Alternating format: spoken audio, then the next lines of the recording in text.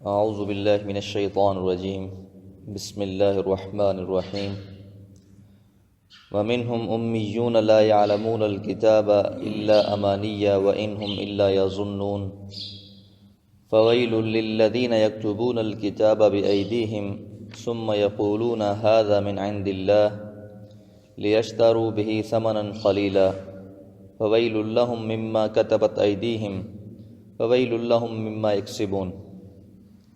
سورۃ البقرہ آیت نمبر 78 اور 79۔ ومنہم، اور ان میں سے، یہودیوں کے حوالے سے ہی بات چل رہی ہے۔ کل کی آیات میں خطاب اصحاب رسول سے تھا، پچھلی آیات میں خطاب بنی اسرائیل سے چل رہا تھا، اور ان آیات میں بھی تعلق بنی اسرائیلی سے ہے۔ ومنہم، اور ان میں سے، امیون، امی ہیں۔ امی لفظ ایسے شخص کے لیے استعمال کیا جاتا ہے جو لکھنا پڑھنا نہ جانتا ہو۔ لا یعلمون، وہ نہیں جانتے، الکتاب، کتاب کو، الا، مگر، امانیہ، اپنی خواہشات کو، امنیہ کی جمع امانی۔ وَإِنْهُمْ، اور نہیں ہیں وہ، الا، مگر، یظنون، جو گمان کر لیتے ہیں۔ یعنی ایک عوام کی حالت کیا ہے یہودیوں کی، کہ ان پڑھ ہیں، کتاب کے بارے میں کچھ جانتے نہیں ہیں، کتاب کے مطابق عمل نہیں کرتے، بس جو دل میں آتا ہے، جو اپنی خواہشات ہیں، جس بات کو نفس مان لیتا ہے اسی کو کر لیتے ہیں اور اسی کو عبادت سمجھ لیتے ہیں، گمان کے مطابق زندگی گزار رہے ہوتے ہیں۔ اصل کتاب سے دوری ہوتی ہے، اصل دین سے دوری ہوتی ہے، تو نتیجہ یہ نکلتا ہے کہ اس طرح انسان عمل کرتے کرتے اپنا ٹائم گزار دیتا ہے، اور پھر آگے جا کے پتہ چلتا ہے کہ جو میں اعمال کر کے آیا ہوں اس کا تو نہ حکم اللہ نے دیا تھا نہ اس کے رسول نے دیا تھا، اس کا تو تعلق ہمارے دین سے تھا ہی نہیں۔ تو اس لیے خواہشات کو ہی اپنا دین بنا رکھا تھا ان لوگوں نے۔ چند رسمیں، چند رواج، کچھ باتیں ایجاد کر لی جاتی ہیں اور ان پر پھر عمل کر لیا جاتا ہے۔ فویل، جو اہل علم تھے ان کی کیفیت کیا تھی؟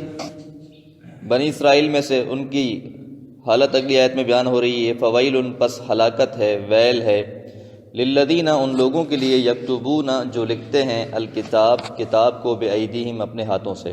جس طرح کہ ہم نے پیچھے بھی پڑھا، ان لوگوں نے کتاب کو ہی بدل دیا تھا، اس کے اندر تحریف کر ڈالی تھی۔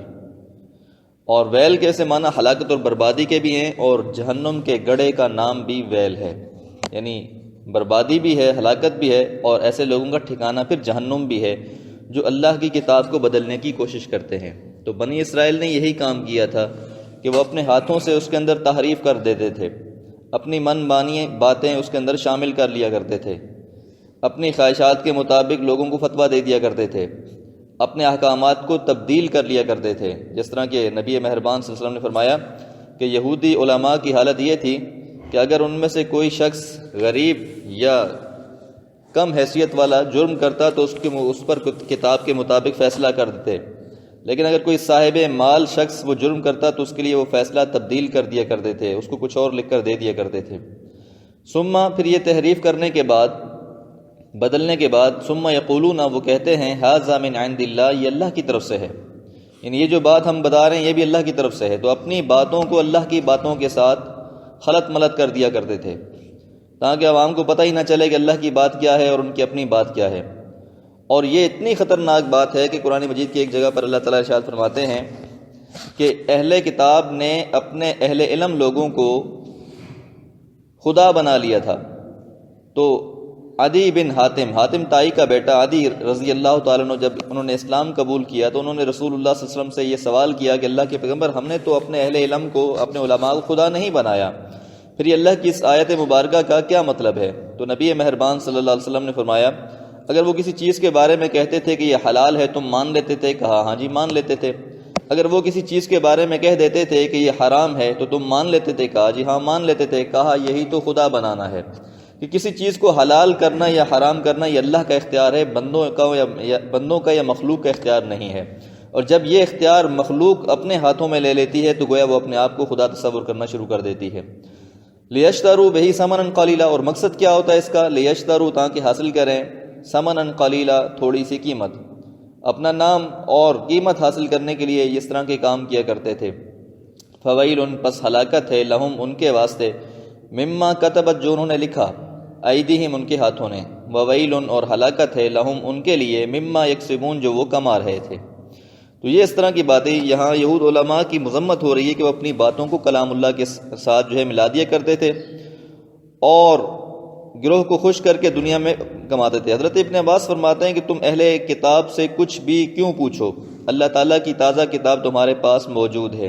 اہل کتاب نے تو کتاب اللہ میں تحریف کر دی تھی، اپنی ہاتھ کی لکھی ہوئی باتوں کو اللہ کی طرف منسوب کر دیتے تھے، اور کوئی بھی بات اللہ کی طرف منسوب کر دینا یہ بہت بڑا ظلم ہے۔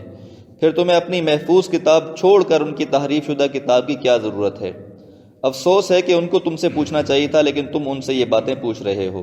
تو بہرحال کتاب کے اندر تبدیلی کرنا، اس کے احکامات کو بدل دینا یا اس کے مطابق زندگی نہ گزارنا، یہ دونوں ہی خطرناک بات ہے۔ تو اہل علم جو جاہل لوگ تھے ان کی بھی کیفیت بڑی خطرناک تھی کہ وہ اپنی خواہشات کے مطابق عمل کر رہے تھے، کتاب سے ان کا کوئی تعلق نہیں تھا، اور جو علم والے لوگ تھے ان کی کیفیت یہ تھی کہ وہ بھی اس کے اندر تحریفیں کر رہے تھے۔ تو اس لیے کسی بھی امت کے لیے یہ لازم ہوتا ہے کہ موجودہ وقت کی جو کتاب ہے اس پر ایمان لائیں اور اس کے مطابق زندگی گزاریں، تبھی فلاح ہوتی ہے۔ آج ہم بھی اگر جو ہمارے پاس کتاب اللہ موجود ہے، جو اللہ تعالیٰ نے نازل کی ہے، دین کامل ہے ہمارے پاس، اس میں کسی کا لحاظ سے کوئی کمی نہیں ہے، تو ہم بھی اگر اس کے مطابق زندگی گزاریں گے تو خیر کی زندگی گزار رہے ہوں گے، اور اگر ہم بھی اس سے ہٹ کر اپنی خواہشات کے مطابق زندگی گزارنا شروع کر دیں گے، اس کتاب سے دوری اختیار کرتے جائیں گے، تو یاد رکھیں جب بھی قومیں اللہ کی کتاب سے دوری اختیار کرتی جاتی ہیں تو پھر ہلاکت اور ویل ان کے لیے مقدر بن جاتی ہے۔ تو اللہ سے دعا ہے کہ اللہ تعالی ہمیں اس کتاب سے زیادہ تعلق بنانے والا اور اس کے مطابق زندگی گزارنے والا بنائے۔ وما علیہ الا البلاغ۔